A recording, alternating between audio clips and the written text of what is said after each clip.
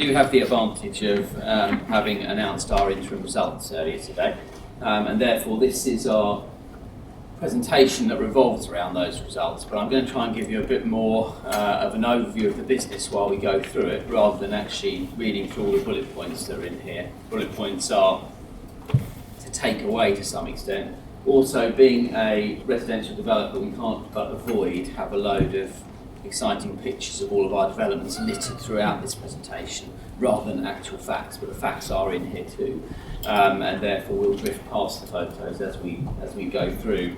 I'm going to tell you in a minute about what the business actually does in a bit more detail, but first of all, we are a London developer and a London developer only, and we concentrate on the non-prime parts of London, and that's going to be very important as we go through the market dynamics that we're seeing at the moment.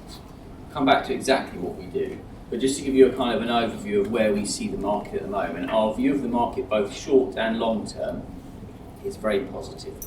And we've got some direct evidence of that. We have been launching a number of our schemes over the last few years, which have all been very successful.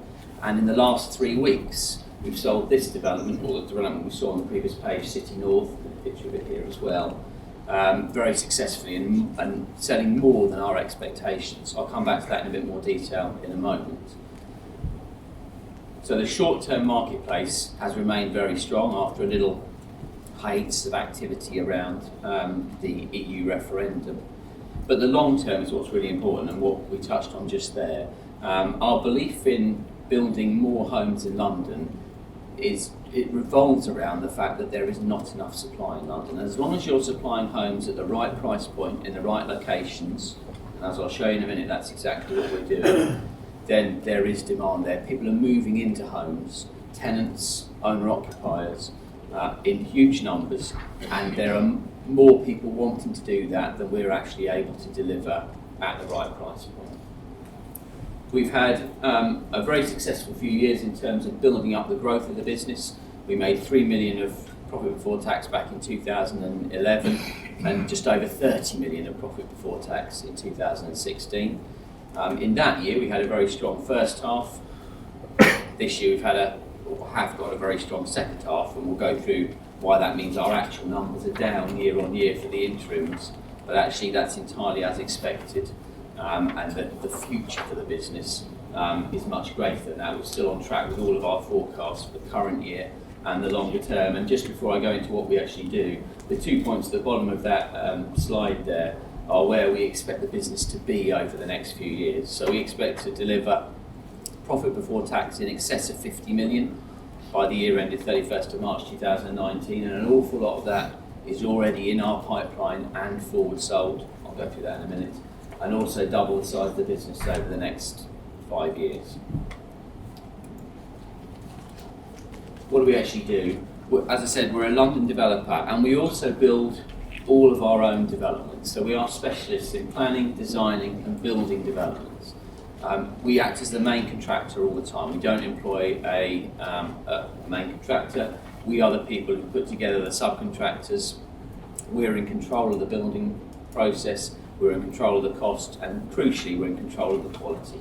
That's very helpful in terms of relationships with local authorities, housing associations, and increasingly over the last year or so, build-to-rent investors, and that is becoming a much bigger part of the London market. And again, I'll come back to what that means for us in a minute. We mostly build apartments. London is the kind of location, as you know, where apartments are now the norm. Density, needing to build as many homes as possible, leads us to building typically anything from 3 stories up to 36 stories in apartment blocks.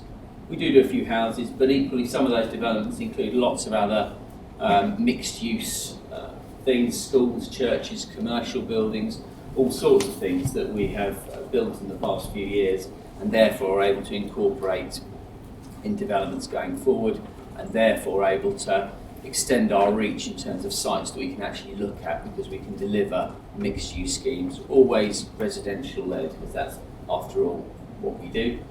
We concentrate on non-prime locations, and we'll see a map of that in a minute. Talk about demand and supply.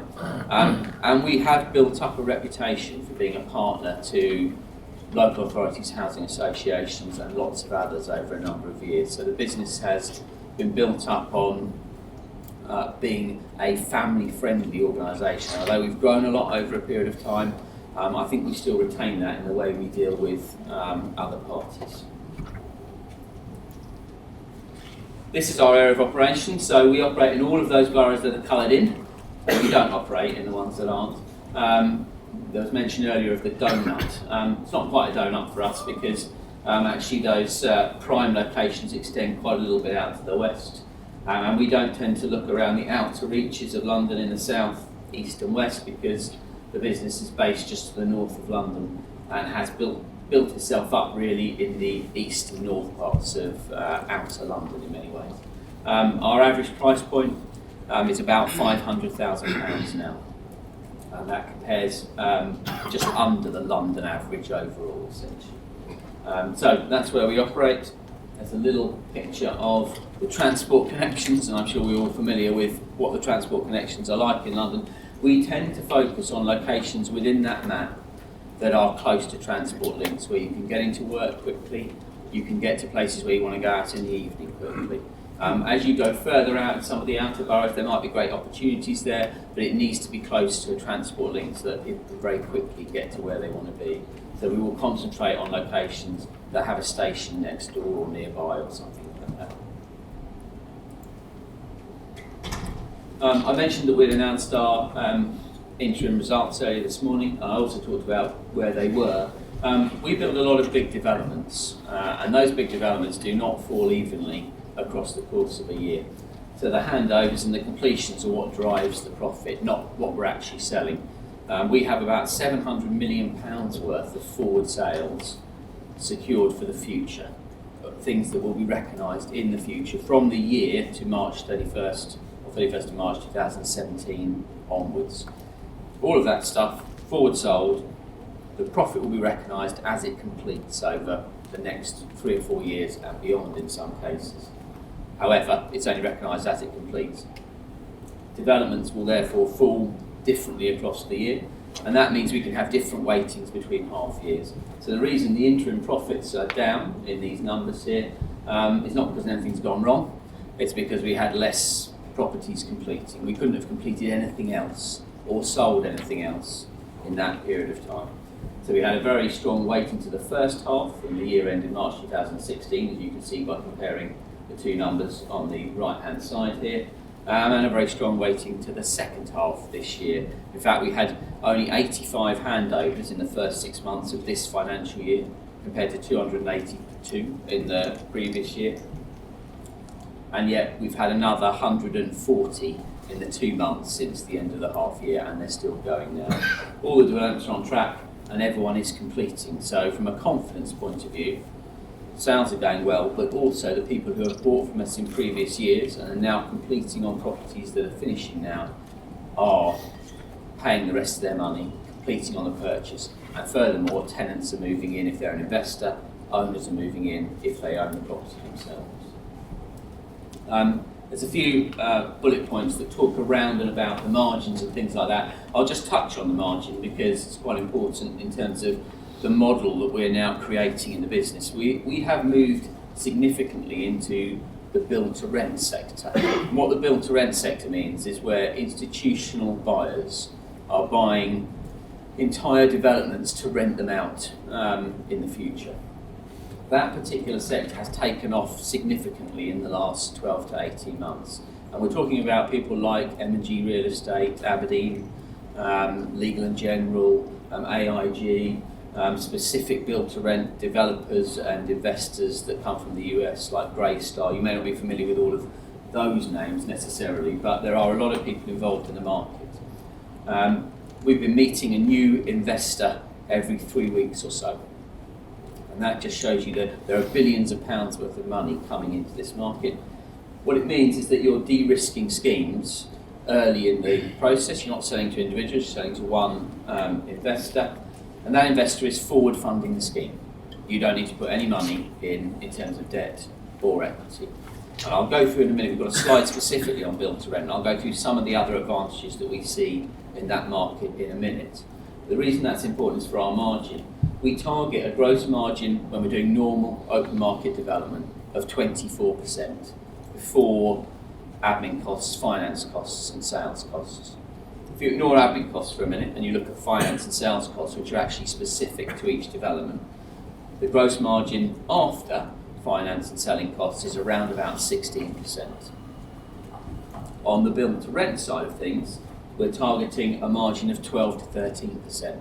There are no sales costs, there are no finance costs. So the difference is open market normal development 16%, build to rent 12 to 13%, huge difference in return on capital.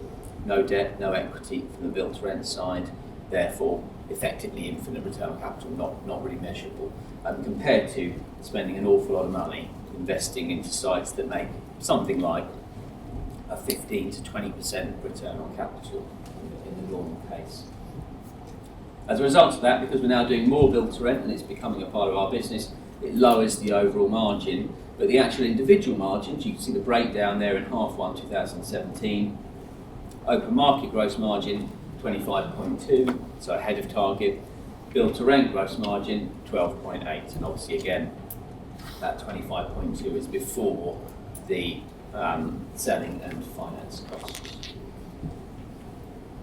In terms of where we've seen the market move over the last few years, both price inflation and build cost inflation have been fairly stable and in low single digits.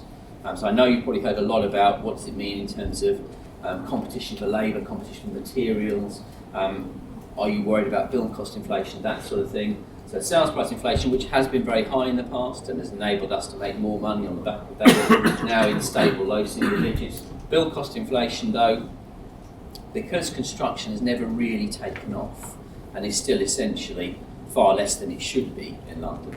And at the moment, even over the last few months, NHBC registrations for new builds, planning applications for new builds are falling rather than rising. It hasn't put as much pressure on the whole construction process as you might imagine. And when you're in control of that yourself, which we are, and not operating, as I said, with main contractors, you're able to piece together a much better price overall than you are when you're dealing with main contractors, who tend to be a little more nervous and therefore build in higher margins for themselves. Obviously we don't have to pay that margin, we're doing it all on our own. So at the moment we've got a very stable situation which should not affect our target margins because they're moving up sort of together essentially. And we build in build cost inflation where we sell early. So if it's occurring to you that where we're selling build to rent, for example, at an early stage in the development, or even to individual investors at an early stage, therefore tying in the price up front, we build in the anticipated build cost inflation into the model at the same time. In terms of our dividends, our dividend policy is to pay a third of our earnings in dividends. However, we raised £50 million in equity placing at the end of 2015. And as a result of that, we obviously diluted existing shareholders at that time, and therefore we increased the dividend for 2016 and for 2017 to remove, or in theory, increase the dividend for both years to remove the dilutive effect of that placing. So you'll see, when you see the year-end dividend for 16 and also when we get to the end of 17, that it'll be more than a third of earnings essentially. But the typical is a third of earnings. We paid an increased interim dividend to represent our confidence in meeting the year-end targets. If you look at the note from Equity Development, or indeed any of the other notes that our brokers put out, you'll see that the forecast for profit for the year-end, the consensus is somewhere around 33.5 to 34 million, and the dividend is 15.7 pence. We paid 7.2 pence of that at this interim results. Both of those things we're well on track to achieve, with most of the stuff already forward sold and just needing to complete over the next few months. I've touched a little bit around the marketplace. I've talked a little bit about our sales strategy as well, so I won't go into this in any great detail. We do forward sell, and therefore we sell to a lot of individual investors as well as to those build-to-rent investors. And a lot of those individual investors are based overseas, and that does have, as you'll be well aware, some negative PR connotations attached to it, or it certainly has had. However, when you're building in the areas that we're building in, non-prime areas of London, people are moving into those homes. They are not being left empty. When people talk about lights out London and things like that, they're referring to people buying £5 million homes in the West End and not bothering to move anybody into them because that's where they're parking their money. They are not talking, as you can probably imagine, about homes in Bow and Poplar and Stratford. Nobody buys those as a holiday home. They're bought because tenants want to move into them. They can make a rental yield of somewhere between 4.5%, 5.5%. Horizons, this development here, we've handed over in the last few weeks, and already over 2/3 of them are occupied, and that is common across all of our developments. In the end, a few weeks from now, they'll all be occupied, so people are not leaving properties empty. That's important because it's that tenant demand that is driving both individual investors and the build-to-rent investors to do more and to want to invest more money. Talked about our average price point, so I won't go into that in any great detail. And also talked about the 700 million of forward sales, includes the build-to-rent stuff. But if you compare that to our annual revenues, which this year forecast to be around about 300 million, it's a big number and represents, I think, comparatively the biggest forward sold position in the industry. In terms of actual sales performance, so I talked a little bit at the start about recent launches. We were a little bit nervous after the EU referendum as to what that would mean for people's sentiment, and sure enough, in the few weeks thereafter, clearly people were taking stock of the situation and there were less buyers in the market. From the start of September onwards, though, we saw a pick-up in inquiries, visitor levels, reservations on residual stock that we had available on other developments. All started to go very well, selling stuff even at higher price points. And given our average is nearer to 500, we were selling a few penthouse apartments at over £1 million, all anecdotal, but still relatively good news. And then we had the launch of City North, the development near Finsbury Park that we looked at earlier on, saw a picture of earlier on. Average price there about £860 per square foot. Our price point between £500 and £900 per square foot. Somewhere in the middle of that is 500,000 as an actual pounds and pence price. But £860 per square foot, so right at the top end of our price range. And yet we sold 72 homes in 3 weekends for more than £43 million to investors in the UK and China and Hong Kong. And to some extent in the current climate, I think that shows that there are still investors out there. We wouldn't have done the launch if we didn't think there are investors out there. And that partly it's down to reputation, partly it's down to location. There are some first-time investors, particularly from China, and first-time investors are slightly influenced by the gain on the exchange rate. But actually, equally, there are a lot of people who've got a portfolio of assets based in the UK. Therefore, the exchange rate doesn't matter as much. So it's not all driven by exchange rates. Typically, when you're going through these sort of things, and people always say you'll never sell again to investors, the market's too difficult now from the EU referendum. You do it again, it's because of the exchange rate, etc., etc. It is not all of those things. It's because people believe in the long-term need for homes in London. We didn't have to apply any significant discounts to that launch. We sold all to individuals, it's not bulk sales, and we achieved prices in excess of the ones that we expected to achieve. Therefore, all in accordance with what we wanted to do. It's not here that we're saying we've done really well on a launch because we discounted by a huge number. Where you hear about our competitors discounting, that is in the more prime locations where you're talking about £1 million plus properties, not at the sort of level of price that we're talking about. And this is Carmen Street, which was our second build-to-rent transaction sold to M&G Real Estate.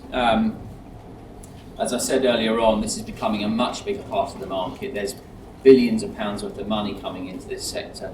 We mentioned in our interims today that we are near to contracting on a third build-to-rent deal, and we're starting discussions on a fourth one. It's quite conceivable, and we expect it to be the case, that build-to-rent will become about 50% or more of the entire business of Telford Homes. De-risking stuff, not needing any equity, not needing any debt.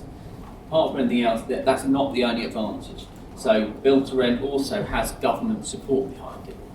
people like the thought of purpose-built developments that are going to be built to a high standard for people to rent, who at the moment either can't afford to buy, and that's certainly the case for a few people in London, but equally don't necessarily want to buy. And there's quite a few people who don't want to buy, they'd rather just rent, particularly in the sort of locations that we're developing in. They envisage themselves moving out to the leafy green suburbs in the future.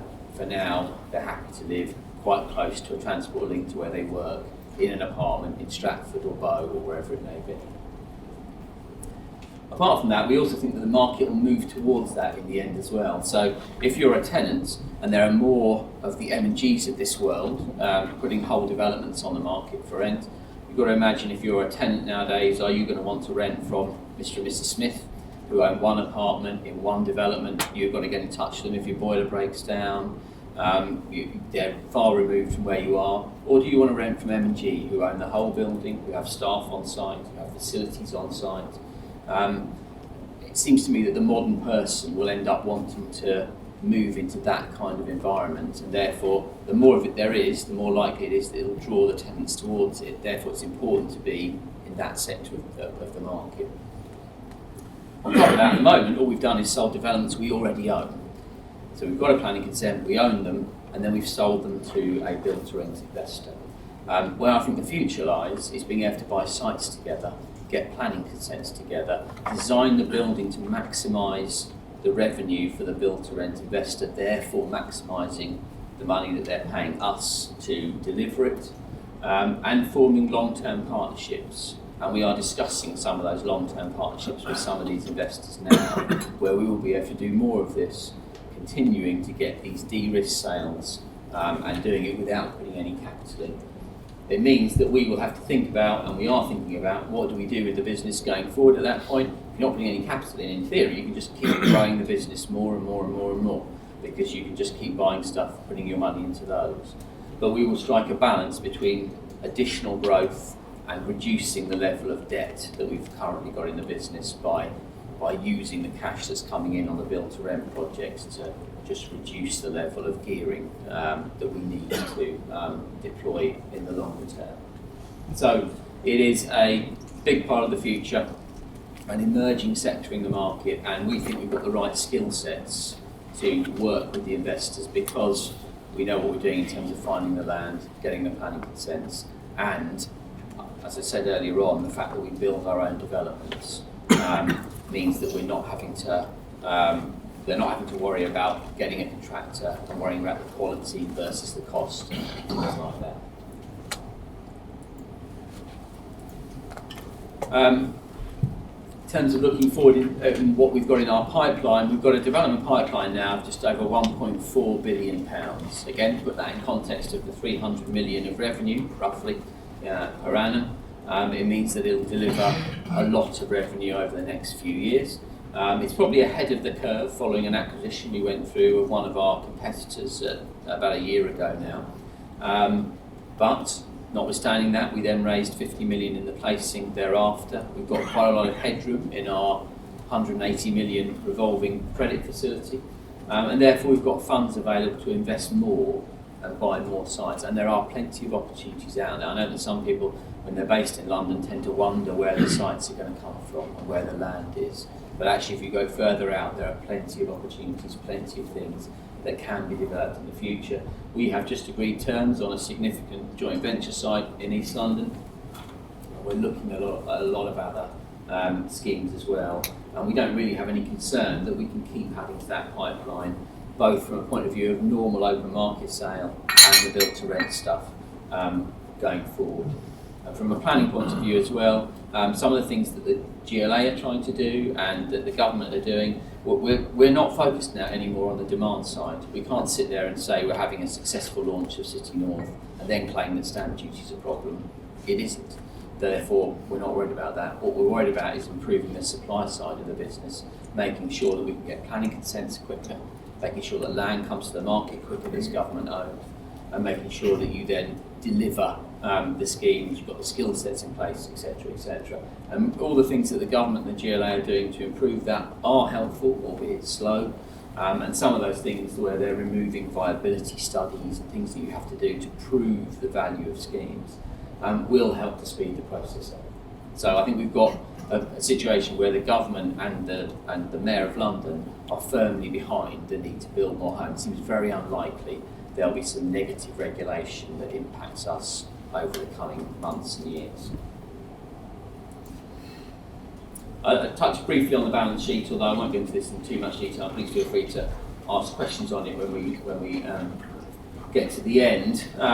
We've been building the balance sheet up. We're in a very strong position. We do have debt in the business. You can see we've got net debt of 32.7 million, gearing of 17%. It's a very capital hungry business. The reason we're comfortable with having debt in the business is because of those forward sales.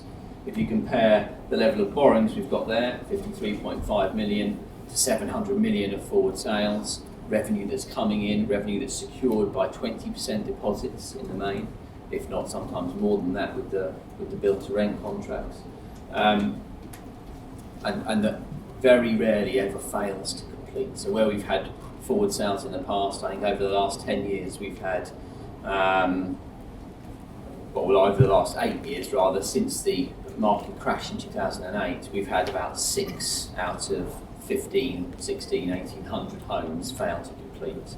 So very rare that somebody who's already bought a property doesn't complete on that property.